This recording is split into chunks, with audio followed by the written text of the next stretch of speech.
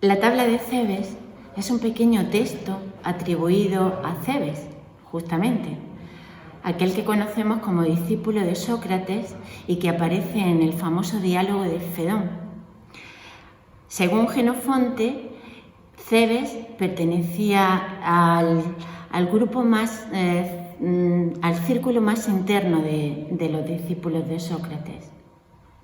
Así se creyó hasta el siglo XVIII que había sido Cebes su autor, pero más tarde se comprobó que justamente el lenguaje no correspondía con la época en la que se desarrolla la vida de nuestro querido discípulo Cebes, sino que más bien corresponde a los términos y a la lingüística usada en el primer siglo después de Cristo.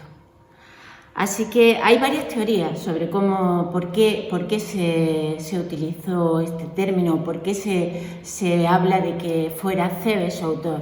Entre ellas, una que podría haberse tratado de un personaje que también se llamara Cebes y que con el tiempo se confundiera con Cebes, el discípulo de Sócrates. Hay otra pues que es probablemente la que se ajuste más, y es la que nos dice que en la tabla que se describe, en la pintura que se describe en este pequeño texto, pues realmente el oferante de esta tabla hubiera sido Cebes. Bueno, el argumento es muy sencillo. Se trata de una ciudad de la que no se dice el nombre, a la que llegan unos extranjeros que tampoco se dice el nombre. Estos extranjeros entran en el templo dedicado a Saturno en esa ciudad y se paran con las ofrendas que hay allí. Descubren una tabla, una pintura, y se quedan extrañados ante lo que allí ven representado y no son capaces de descifrarlo. Entonces un anciano se acerca a ellos y les dice que él puede enseñarle el significado de la tabla y que además, si realmente llegan a descubrir lo que está ahí representado, pues serán sensatos y felices, mientras que si no lo descubren, serán insensatos e infelices. Realmente la tabla aparece aquí como un enigma, como el enigma aparece también en la Esfinge, que es otro mito que vamos a ver hoy y que nos hablará y también representa ese enigma, que es que la insensatez es para los hombres como un gran enigma.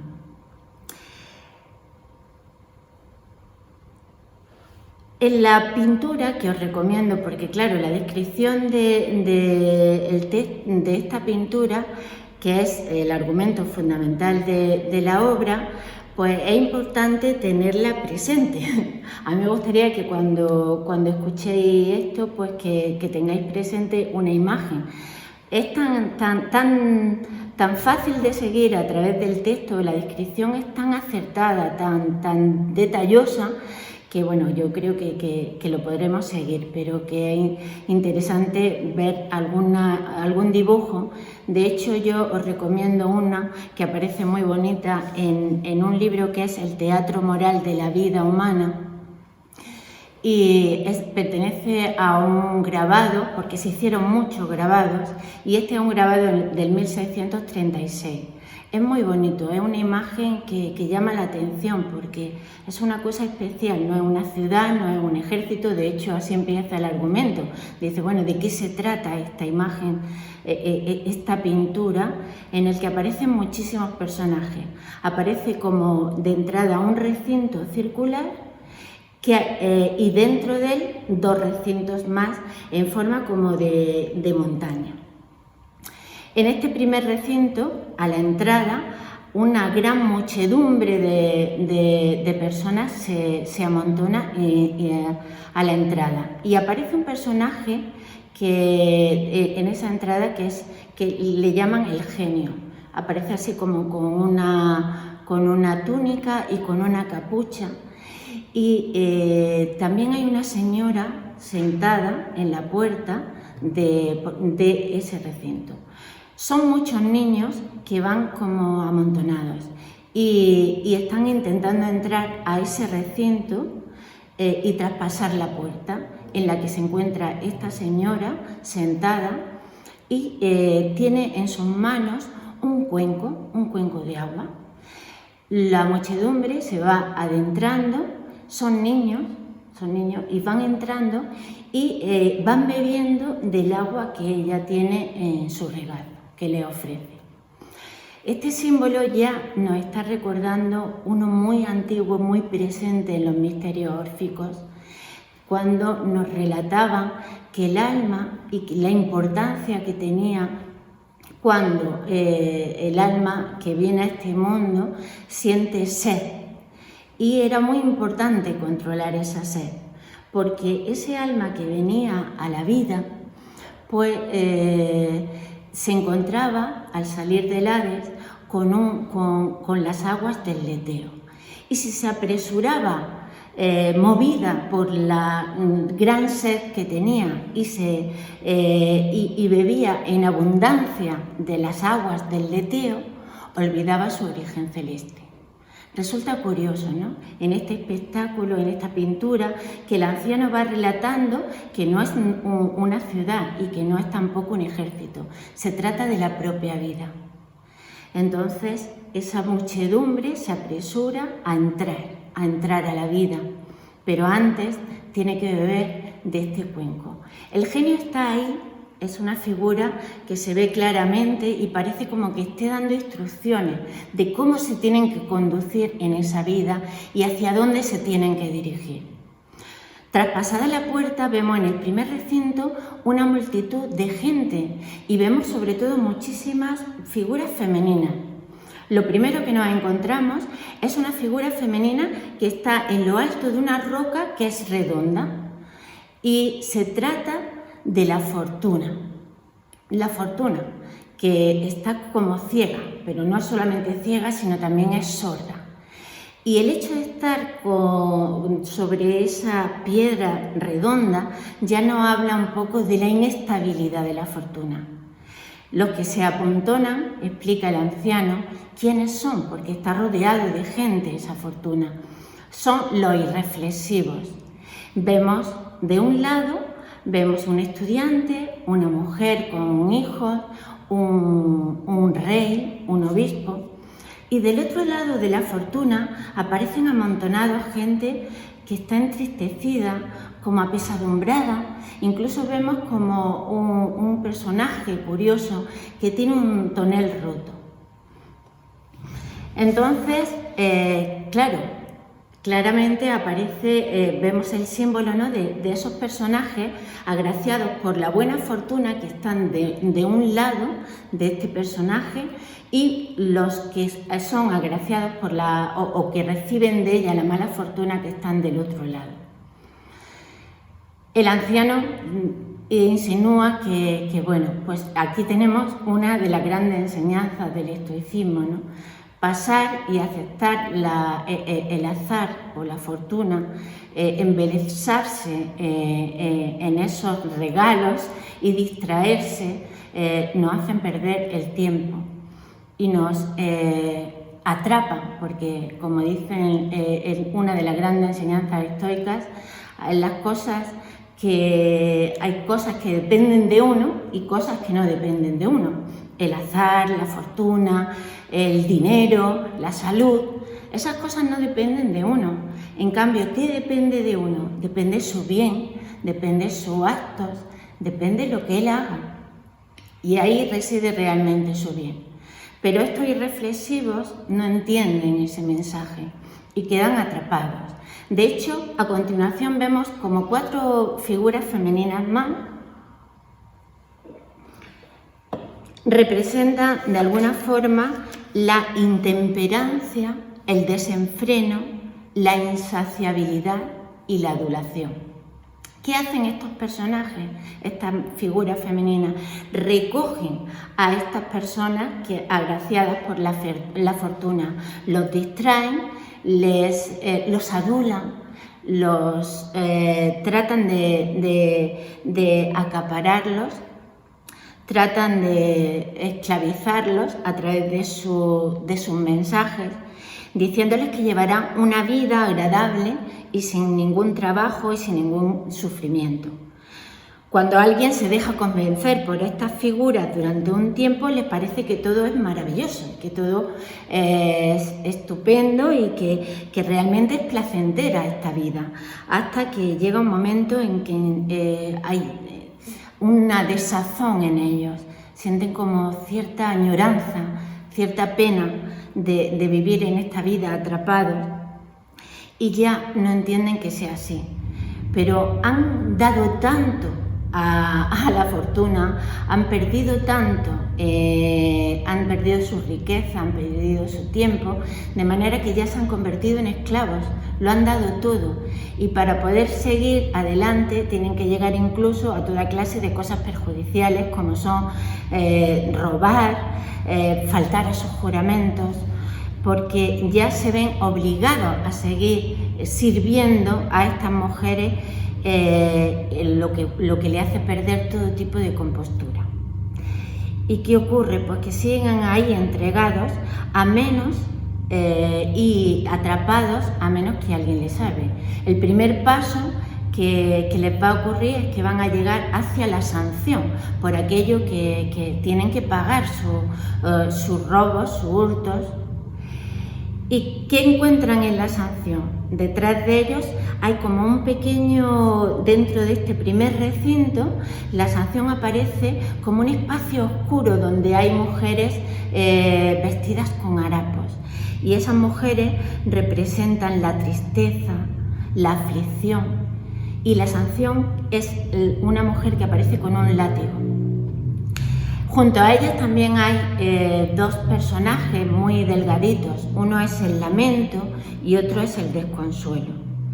A estos pues es entregado nuestro personaje que movido por la sanción ha llegado a este lugar oscuro y de la sanción pasará a la infidelidad, a la infelicidad.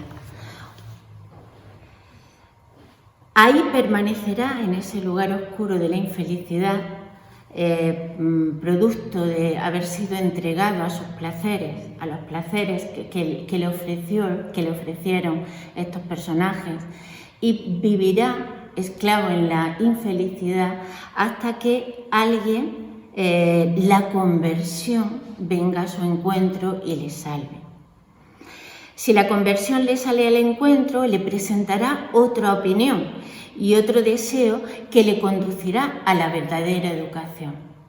Pero antes de llegar a la verdadera educación, tendrá que pasar por la pseudoeducación. Esa pseudoeducación la encontraremos en nuestro pequeño dibujo, es el segundo recinto circular. Hay una pequeña puerta y delante de nuevo un personaje femenino que es la pseudoeducación. En este recinto hay muchísimos personajes que vemos que se identifican perfectamente con la ciencia, porque hay un poeta, un astrónomo, un geómetra, un matemático. La pseudoeducación está llena de todos esos personajes entregados a la ciencia y unos van y otros vuelven permanentemente movidos. También entran en este personaje, pero de forma diferente, las figuras femeninas anteriores que describimos como intemperancia, insaciabilidad y la adulación. Entran pero de forma más esporádica. ¿Qué ocurre aquí? Pues que aquí muchos de los personajes siguen atrapados, ¿no? Atrapados por esta pseudoeducación, pero y entretenidos en las opiniones. Sin embargo, hay un camino, si son capaces de descubrir, es un camino un poco por el que no transita casi nadie. Está dentro del segundo recinto. Vemos como un camino que es empinado, donde casi no hay nadie, ningún personaje, apenas uno o dos. Es un camino que transita entre rocas, que vemos que es dificultoso, áspero y que tiene como precipicio a ambos lados. Es el camino que conduce hacia la verdadera educación. Y es curioso porque ahí hay dos personajes femeninos muy interesantes, Esos dos personajes son el valor y la perseverancia, porque para transitar ese camino hay que tener valor, hay que abandonar la comodidad, hay que entregarse. Y ellas le animan a vencer sus miedos, le animan a seguir hacia la verdadera educación. Y cuando llegan, realmente encontramos en lo alto, como una especie de acrópolis, es un lugar luminoso, es un lugar donde hay un bosque maravilloso y también hay una puerta. En esa puerta encontramos de nuevo a otro personaje femenino. En esta ocasión el personaje está sentado sobre una estructura cuadrada, porque es estable, es la educación. La educación es estable porque es una educación que aporta lo que va a ocurrir después, que aporta los verdaderos valores, porque para el estoicismo la verdadera educación es una educación que no está en la erudición, sino en la formación del carácter, y eso otorga estabilidad. Y junto a la educación está un personaje muy curioso, que es un personaje que tiene una antorcha y que está desnuda, es la sabiduría. Y también está a su lado junto a la verdad y la persuasión. Están junto a la educación. ¿Qué es la persuasión? La capacidad de conocer por medio de la razón. ¿Qué es lo que le da la educación? Pues le da el coraje y le da el arrojo, que consiste realmente en el conocimiento de que nada terrible puede pasarle a uno en la vida. Por eso, volviendo a nuestro personaje, finalmente este llega, antes de volver a nuestro personaje, en este lugar encuentra él las verdaderas virtudes. Son muchas. Ha conseguido vencer todas las dificultades, todos aquellos males que eran la ignorancia, la falsedad, la intemperancia, la cólera, la avaricia, y se encuentra finalmente en esta acrópolis, que es la acrópolis del lugar de los bienaventurados, donde encuentra todas las virtudes. Y esas virtudes son sabiduría, son valor, son justicia, son honestidad, sensatez, modestia, libertad, templanza y mansedumbre. Y después de todas estas virtudes, termina coronado en el último espacio, donde aparece de nuevo un personaje femenino muy bien adornado, con una corona de flores muy bella, con bellas vestiduras. Se trata de la felicidad.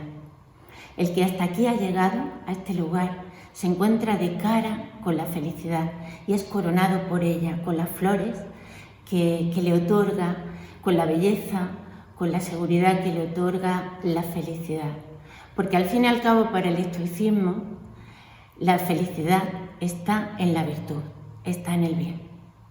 Así que conquistemos nuestra acrópolis celeste cada uno de nosotros, transitemos el camino que conduce hacia la verdadera educación.